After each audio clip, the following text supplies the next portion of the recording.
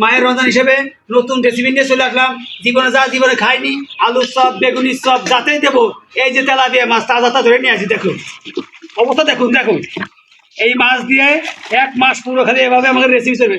আর এই যে খাঁটি সরিষার তেল, এই তেল বাঙাইতে আলমগীর ভাই মিলিতে আমার চোখের পানি আমি ঠেকাতে পারছি না। শুধু আপনাদের জন্য কষ্ট করতেছেন, ভালো জিনিস খাবো, কোনো ভেজাল কোনো কিছু হবে না, খাঁটি সরিষার তেল।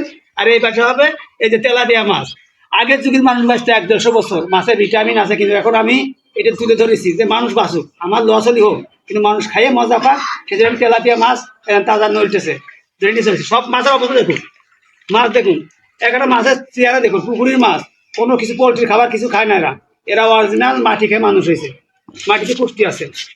এই কামাইছি তোরে কইছি না যে এই মাছের কথা কয় কামলায়। দেখুন আপনারা চলে আসুন আমার ভাই দোকানে। 1 মাস পুরো মাছের রেসিপি দিয়ে তৈরি হবে। আলুর চপ, বেগুনির চপ, যাই দেবো, শুধু মাছ ছাড়া কোনো কথা হবে না। আর খাঁটি সরিষার তেলে যদি খাবার খেতে চান, 1 নম্বর ফ্রেশ জিনিস, আমার ভাইয়ের কাছে আসবেন। ইনশাল্লাহ আবার নতুন কিছু নিয়ে উপস্থিত হবো। দোয়া ও ভালোবাসা দেবেন, আমার পাশে থাকবেন, সাপোর্ট করবেন। তাই আমার এখানে আমি সমাপ্ত করতেছি।